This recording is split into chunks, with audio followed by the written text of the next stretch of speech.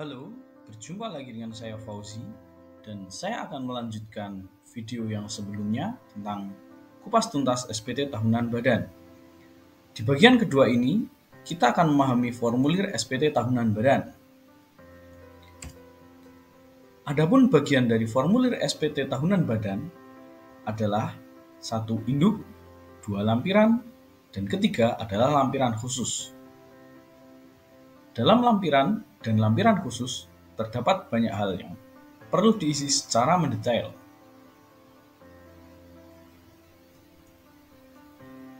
Nah, di depan saya sudah ada formulir induk dari SPT tahunan badan. Untuk bagian yang berwarna merah, kita isikan saja angka 62 yang merupakan kode telepon di Indonesia.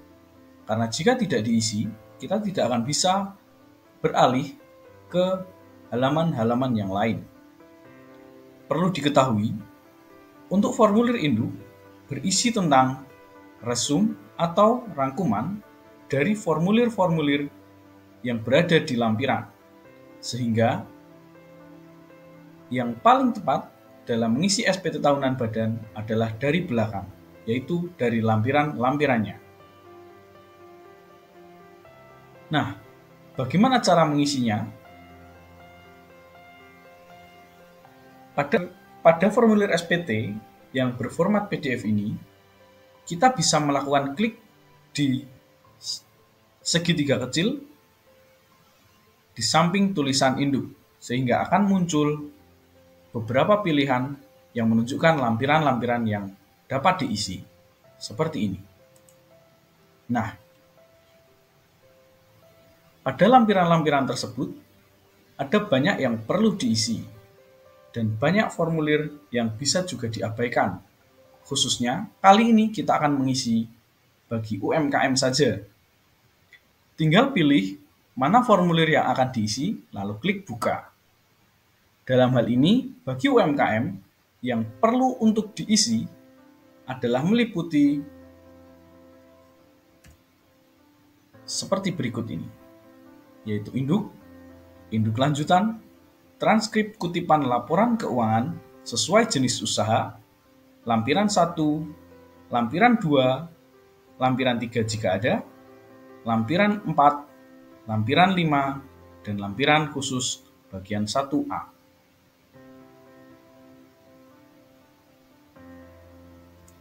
Nah, kurang lebih penampilan lampiran khusus 1A adalah seperti ini dan berisi daftar penyusutan dan amortisasi fiskal. Dalam pengisiannya, kita bisa melakukan input secara manual satu persatu atau menggunakan metode impor data. Langsung saja, apabila kita melakukan metode input manual satu persatu adalah sebagai berikut. Di depan saya sudah ada lampiran khusus bagian 1A. Jika kita ingin melakukan input satu persatu, tinggal klik tambahkan seperti ini. Kemudian akan muncul kolom berwarna merah. Tinggal kita pilih jenis hartanya. Sebagai contoh adalah harta berwujud, kelompok harta kelompok 1, nama harta adalah meja kantor. Bulan perolehan misalkan adalah bulan 1 atau Januari tahun 2022, kemudian dengan harga perolehan 1.200.000 dan nilai sisa buku fiskal awal tahun, karena ini masih baru sehingga diisi sama dengan harga perolehan. Kemudian metode penyusutan, kita pilih garis lurus. Metode penyusutan fiskal juga garis lurus. Sehingga penyusutan pada tahun ini adalah sebesar 300.000. Angka ini kita peroleh dengan cara menghitung menggunakan tarif garis lurus kelompok 1, yaitu disusutkan selama 4 tahun, sehingga 1.200.000 dibagi 4 adalah 300.000. Adapun catatan bisa diabaikan namun tetap harus diisi dengan setidaknya tombol minus, karakter minus maksud saya, atau bisa juga kita isi dengan nomor inventaris. Misalnya adalah kantor, inventaris kantor, kode 0001. Nah, demikian untuk pengisian satu persatu. Dan apabila perlu ada tambahan lagi untuk aset tetapnya, tinggal klik tambah. Dan di sini rekan-rekan tinggal melakukan penambahan aset yang diperlukan.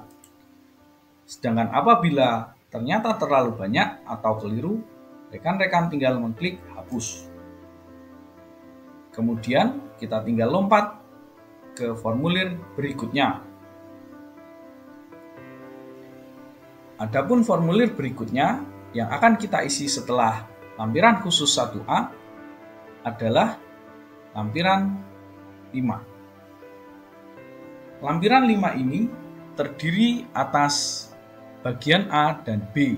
Bagian A berisi tentang daftar pemegang saham atau pemilik modal dan jumlah dividen yang dibagikan, serta bagian B berisi tentang susunan kepengurusan.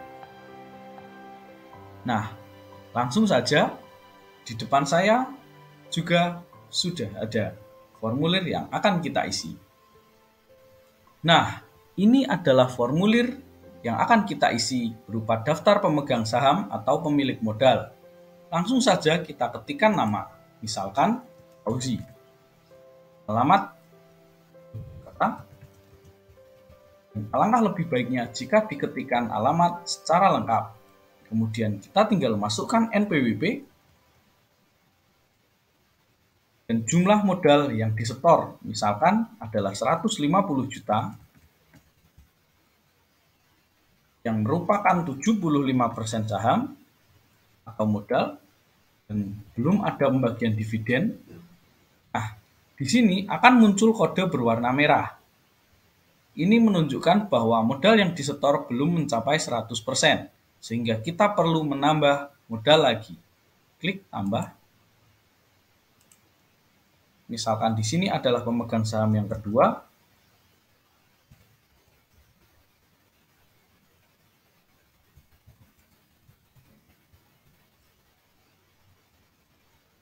Kita isikan seperti biasa. Namun untuk nomor NPWP jelas harus berbeda dengan yang sebelumnya. Kemudian modalnya berapa dan jumlah persentase saham. Nah, apabila kolom dividen ini masih berwarna merah, kita tinggal ketik 0 saja. Klik tab dan semuanya sudah siap. Kemudian kita tinggal geser ke bagian yang B. Kita scroll ke bawah. Nah, setelah kita scroll ke bawah seperti ini, kita tinggal melakukan pengisian susunan pengurus. Misalkan di sini Fauzi sebagai direktur.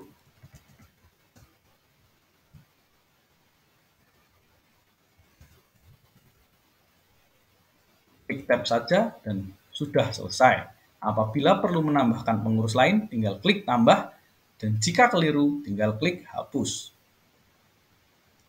Baik, saya rasa demikian tadi tutorial untuk part 2. Silahkan lanjut ke part 3.